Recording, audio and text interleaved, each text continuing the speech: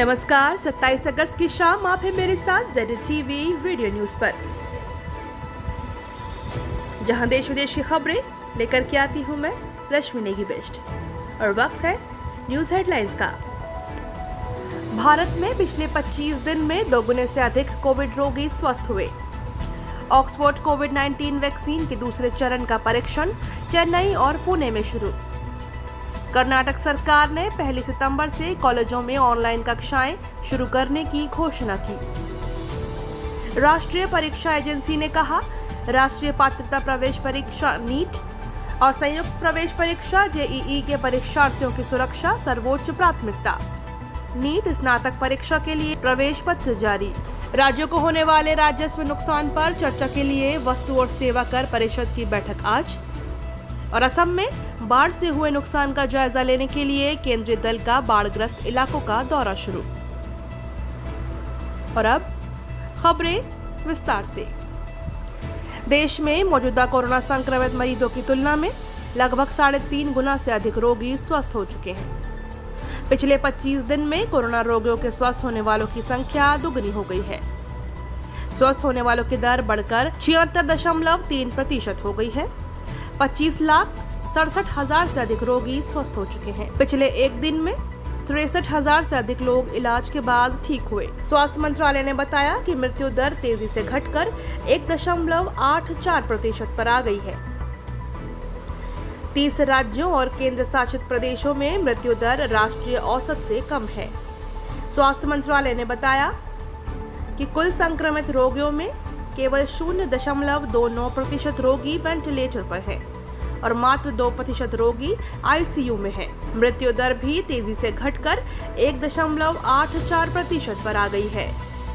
स्वास्थ्य मंत्रालय ने कल कहा कि एक दिन में 67,000 से अधिक लोगों में कोविड-19 की पुष्टि हुई, जिससे देश में संक्रमितों की संख्या बढ़कर 32,34,475 हो गई है।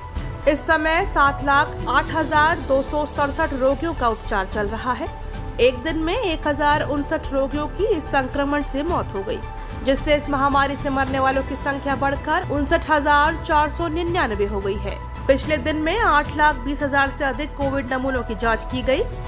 अब तक 3,76,51,000 से अधिक नमूनों की जांच की जा चुकी। 24,67,000 से अधिक लोग इस संक्रमण से पूरी तरह से स्वस्थ हो चुके हैं। देश में कोविड-19 के कुल संक्रमित लोगों की तुलना में इस समय लगभग 3.5 गुना लोग ठीक हो चुके हैं। पिछले 25 दिनों में 100% से अधिक लोग स्वस्थ हुए हैं। स्वास्थ्य मंत्रालय के अधिकारी ने बताया कि टेस्ट, ट्रेस और ट्रीट यानी जांच, निगरानी और उपचार की रणनीति से कोविड पर नियंत्रण से उल्लेखनीय सफलता मिली है। ICMR के अधिकारी ने बताया कि देश में स्वदेशी जांच किट तैयार होने से सिंगल RT-PCR जांच का खर्च 2,000 रुपए से घटकर लगभग 300 रुपए रह गया है। स्वास्थ्य मंत्री डॉक्टर हर्षवर्धन ने कल राजस्थान में 2 मेडिकल कॉलेज और 3 सुपर स्पेशलिटी अस्पतालों का वीडियो कॉन्फ्रेंस के जरिए उद्घाटन किया। डॉक्टर हर्षवर्धन ने कहा कि कोरोना वायरस के खिलाफ भारत की लड़ाई दुनिया के कई बड़े देशों के मुकाबले बेहतर है। उन्होंने कहा कि संक्रमण से देश में स्वस्थ होने वालों की दर से भी 76.3% हो गई है।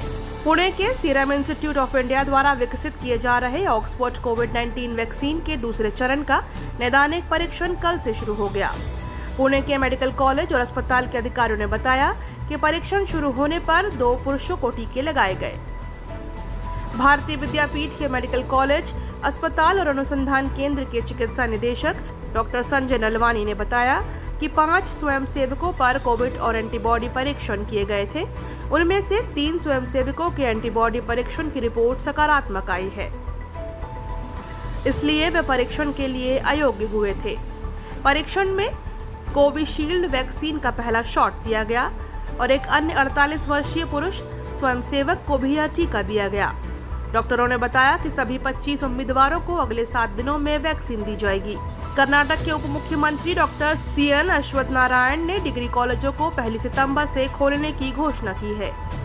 बेंगलुरु में कल संवाददाताओं से बातचीत में उन्होंने कहा कि सभी डिग्री कॉलेजों में ऑनलाइन कक्षाएं अगले महीने की 1 तारीख से और ऑफलाइन कक्षाएं 1 अक्टूबर से शुरू होंगी। राष्ट्रीय परीक्षा एजेंसी NTA ने कहा कि कोविड महामारी के मद्देनजर राष्ट्रीय पात्रता और प्रवेश परीक्षा नीट और संयुक्त प्रवेश परीक्षा JEE कराते समय पूरी सावधानी बरती जाएगी और सभी आवश्यक उपाय किए जाएंगे। NTA के महानिदेशक डॉक्टर विनीत जोशी ने बताया कि सभी परीक्षार्थियों और कर्मचारियों की सुरक्षा उनकी प्राथमिकता है। उन्होंने परीक्षा के दौरान सुरक्षित दूरी बनाए रखने के बारे में सरकारी दिशा निर्देशों का पालन कराने का आश्वासन दिया।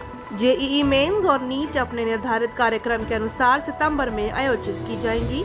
इंजीनियरिंग की प्रवेश परीक्षा 1 से 6 सितंबर तक और नीट परीक्षा 13 सितंबर को आयोजित होंगी।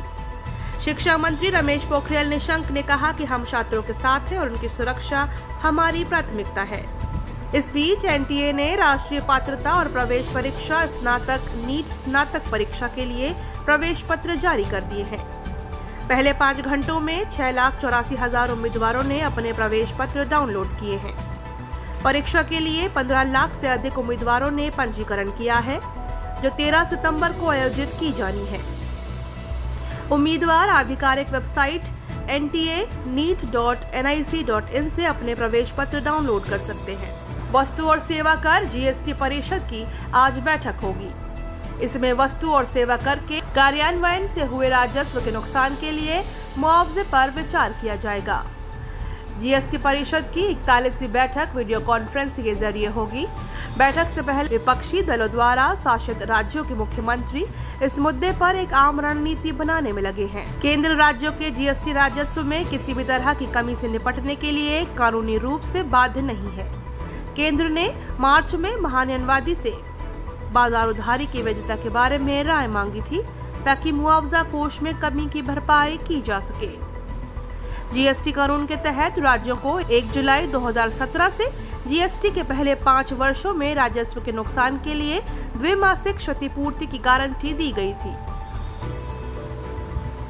और असम में केंद्रीय दल ने बाढ़ग्रस्त इलाकों में बाढ़ से हुए नुकसान के आंकलन के लिए दौरा शुरू कर दिया है।